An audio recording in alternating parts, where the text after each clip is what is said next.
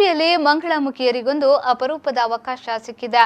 ಪ್ರಕೃತಿ ಅವರಿಗೆ ಮಾಡಿದ ನ್ಯಾಯಕ್ಕೆ ಪ್ರಕೃತಿಯಲ್ಲೇ ಸಮಾಧಾನ ನೀಡುವ ಅಪರೂಪದ ಪ್ರಯತ್ನವೊಂದಕ್ಕೆ ಸ್ವರ್ಣ ನದಿ ತಟ ಸಾಕ್ಷಿಯಾಯಿತು. ಮಂಗಳಮುಖಿಯರು ನಿಜಾರ್ಥದಲ್ಲಿ ಮಂಗಳಕರ ಅನುಭವ ಪಡೆದ ಕಾರ್ಯಕ್ರಮ ಯಾವುದು ಬನ್ನಿ ನೋಡೋಣ.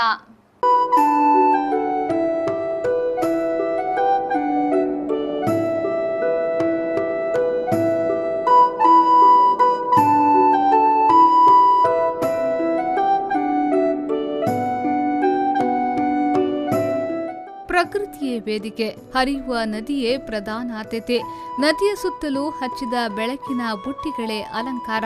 ಹೀಗೊಂದು ಬಯಲು ಆಲಯದಲ್ಲಿ ನಡೆದ ಕಾರ್ಯಕ್ರಮ ಯುವಕರನ್ನ ಸಾಹಿತ್ಯದೆಡೆಗೆ ಸೆಳೆಯುವ ಅಪರೂಪದ ಪ್ರಯತ್ನವಾಗಿತ್ತು. ಉಡುಪಿಯ ಯುವ ಸಾಹಿತಿ ಮಂಜುನಾಥ್ ಕಾಮತ್ ಅವರು ನಾನು ಸನ್ಯಾಸಿಯಾಗಲು ಹೊರಟಿದ್ದೆ ಹೆಸರಿನ ಪುಸ್ತಕವನ್ನ ವಿಶಿಷ್ಟ ರೀತಿಯಲ್ಲಿ ಬಿಡುಗಡೆ ಮಾಡಿದ್ರು. ಉಡುಪಿಯ ಮಾಳ ಗ್ರಾಮದಲ್ಲಿ ಜೀವನದಿ ಸ್ವರ್ಣಿಗೆ ಮಂಗಳಮುಖಿಯರಿಂದ ಆರತಿ ಬೆಳಗಿಸುವ ಮೂಲಕ ವಿಶೇಷ ಗೌರವ ನೀಡಿದ್ರು. ಸಾಮಾಜಿಕ ಆಚರಣೆಗಳಿಂದ ಮಂಗಳಮುಖಿಯರನ್ನ ದೂರ ಇಡುವುದು ಹೆಚ್ಚು. ಆದರೆ ಇಲ್ಲಿ ಹಾಗಲ್ಲ. ಇಬ್ಬರು ಮಂಗಳಮುಖಿಯರೇ ಪ್ರಕೃತಿಗೆ ಪೂಜೆ ಸಲ್ಲಿಸಿ ಪುಸ್ತಕವನ್ನ ಲೋಕಾರ್ಪಣೆ ಮಾಡಿದ್ರು.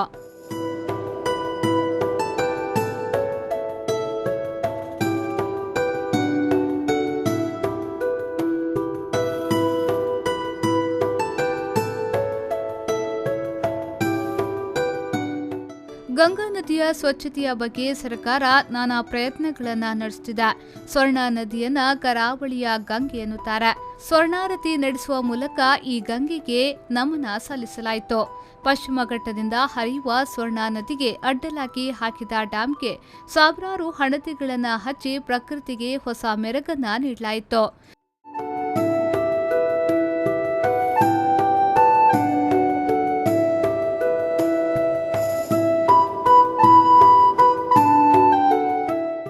ನದಿ ರಕ್ಷಣೆ ಮತ್ತು ಜೀವ ನದಿಗಳಿಗೆ ಕೃತಜ್ಞತೆ ಸಲ್ಲಿಸುವ ರೀತಿಯಲ್ಲಿ ಕಾರ್ಯಕ್ರಮ ಆಯೋಜಿಸಲಾಗಿತ್ತು.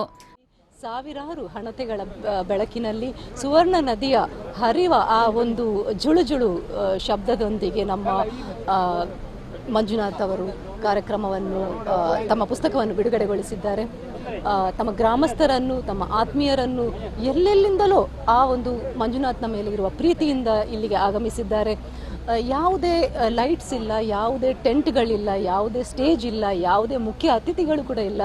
ಒಂದು ವಿಶೇಷತೆಯಾಗಿ ತಮ್ಮ ಆ ಒಂದು ಸಾಮಾಜಿಕ ಕಳಕಳಿಯೊಂದಿಗೆ ಸುಮಂಗಲಿಯರನ್ನು ಕರೆದುಕೊಂಡು ಅವರ ಕೈಯಿಂದ ಒಂದು ಪುಸ್ತಕವನ್ನು ಬಿಡುಗಡೆ ಮಾಡಿದ್ದು ನಿಜವಾಗಿ ಒಂದು ವಿಶೇಷತೆ. ಯುವ ಸಾಹಿತಿ ಮಂಜುನಾಥ್ ಕಾಮತ್ ಅವರು ಬರೆದ ಜನಪ್ರಿಯ ಪುಸ್ತಕ ದಾರಿ ತಪ್ಪಿಸು ದೇವರೇ ಈಗಾಗಲೇ ಚಲನಚಿತ್ರವಾಗಿ ಮೂಡಿಬರುತ್ತಿದೆ. ಸಾಮಾಜಿಕ ಜಾಲತಾಣಗಳ ಮೂಲಕ ಹೊಸ ಸಾಹಿತ್ಯ ಓದುಗರನ್ನ ಸೆಳೆಯುವಲ್ಲಿ ಲೇಖಕರಾಗಿ ಕಾಮತ್ತರು ಹೆಸರನ್ನ ಮಾಡಿದ್ದಾರೆ. ನದಿಯನ್ನು ನಾವು ಹೆಣ್ಣು ಅಂತ ಪೂಜಿಸ್ತೇವೆ. ಅದೇ ರೀತಿ ಮಂಗಳಮುಖಿಯರು ತಾವು ಹೆಣ್ಣು ಅಂತ ತೋರಿಸ್ಕೊಳ್ಳಿಕ್ಕೆ ತುಂಬ ಚಡಪಡಿಸ್ತಾರೆ. ಸೊ ಈ ನದಿ ಎಂಬ ಹೆಣ್ಣಿಗೆ ಹೆಣ್ಣೆಂದು ಚಡಪಡಿಸುವಂತಹ ಆ ಒಂದು ಮಂಗಳಮುಖಿಯರ ಮೂಲಕನೇ ನಾವು ಒಂದು ಆರತಿ ಬೆಳಗಿಸುವ ಮೂಲಕ ನಾವು ಪುಸ್ತಕವನ್ನು ಬಿಡುಗಡೆ ಮಾಡಿದ್ದೇವೆ. ಕಳೆದ ಸಲದ ಪುಸ್ತಕ ದಾರಿ ತಪ್ಪಿಸು ದೇವರೇ ಸಿನಿಮಾನೂ ಆಗ್ತಾ ಇದೆ. ಅದರಿಂದ ನಾವೆಲ್ಲರೂ ಕೂಡ ನಮ್ಮ ಒಂದು ತಂಡ ಮತ್ತು ಪ್ರಕಾಶನ ತುಂಬ ಪ್ರೇರಣೆ ಆಗಿದ್ದುಕೊಂಡು ಈ ಹೊಸ 2ನೇ ಪುಸ್ತಕವನ್ನು ಬರೆದಿದ್ವಿ. ಕನ್ನಡ ಸಾಹಿತ್ಯದಿಂದ ಯುವ ಜನಾಂಗ ದೂರವಾಗ್ತಿದೆ ಎಂಬ ಬಗ್ಗೆ ಆಕ್ಷೇಪಗಳು ಕೇಳಿ ಬರ್ತವೆ. ಆದರೆ ಯುವ ಜನಾಂಗವನ್ನೇ ಕೇಂದ್ರವಾಗಿಟ್ಟುಕೊಂಡು ನಡೆದ ಈ ಕಾರ್ಯಕ್ರಮ ವಿಶಿಷ್ಟವಾಗಿತ್ತು. ಪಲ್ಲವಿ ಸಂತೋಷ್, ವಿ4 ನ್ಯೂಸ್ 24/7 ಉಡುಪಿ.